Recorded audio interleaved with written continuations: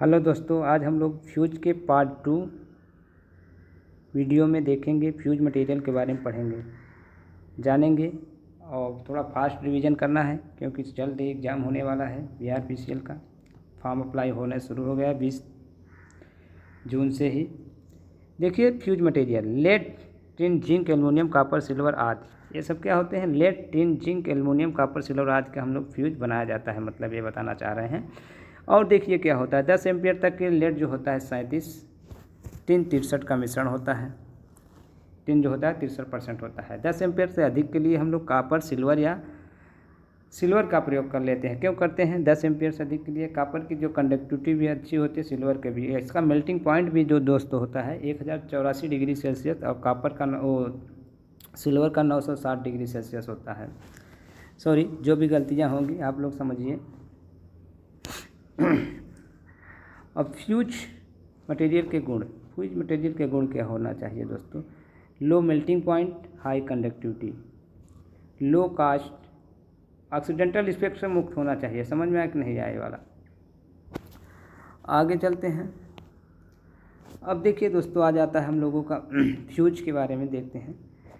Rated current of fuse element, यह हुआ maximum current है जो फ्यूज बिना मेल्ट हुए सहन करता है। रेटेड करंट होता है, क्या कह रहा है कि यह वह मैक्सिमम करंट है जो फ्यूज बिना मेल्ट हुए सहन करता है, रेटेड करंट कहलाता है। समझ में आया कि नहीं आया?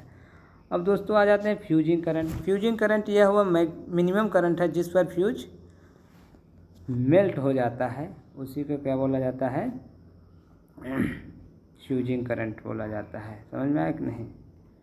समझ ही रहिए, अभी आगे समझ में नहीं आएगा, बाद में बहुत दिक्कत होगी। फ्यूजिंग करंट निर्भर करता है। फ्यूजिंग करंट जो होता है दोस्तों निम्न पर निर्भर करता है। देखिए बताते हैं। फ्यूज की लेंथ, फ्यूज की लंबाई पे, डायमीटर पर निर्भर करता है। साइज एंड लोकेशन, टर्मिनल किस प्रकार का है, इनक्लोजर है, ओपन है या क्लोज है। समझ में आया कि नहीं आया? इस पर निर्भर भी करता है फ्यूजिंग करंट। फ्यूजिंग फैक्टर, ये फार्मूला कई बार एग्जामों में आया है, इसको बताते हैं। फ्यूजिंग फैक्टर जो होता है दोस्तों मिनिमम फ्यूजिंग करंट बटे रेटेड करंट होता है। समझ में आया? एग्जामों में बहुत बार आया है, कई लोग गलत करके भी चले आए हैं। और देखिए दोस्तों, फ्यूजिंग फैक्टर का मान 1 से अधिक होता है। फ्यूजिंग करंट जो होता है रेटेड करंट से अधिक होता है। समझ में आया कि नहीं आया?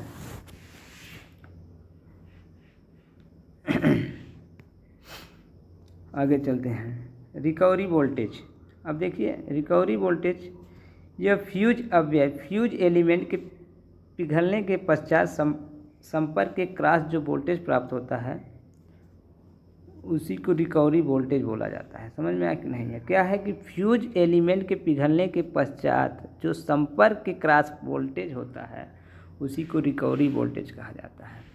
अब यहाँ पे देखिए आर्क वोल्टेज, आर्क के समय जो आर्क उत्पन्न होता है, आर्क के समय फ्यूज के क्रॉस जो बोलता होता है उसी को आर्क वोल्टेज बोला जाता है।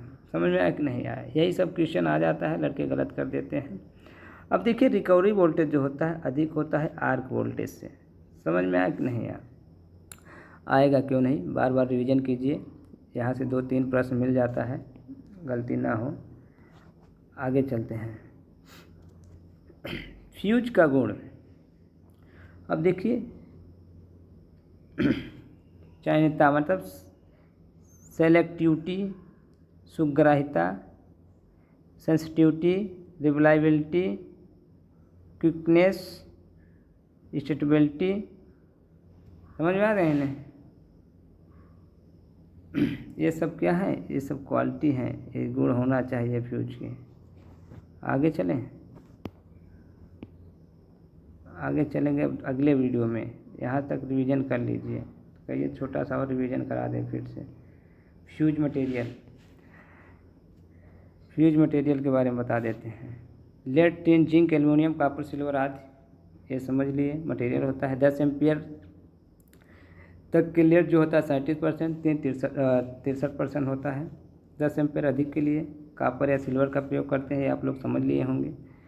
फ्यूज मटेरियल के गुण, low melting point, high conductivity, low cost, oxidental effect से मुक्त होना चाहिए। समझ में आया कि नहीं आया? आगे चलते हैं।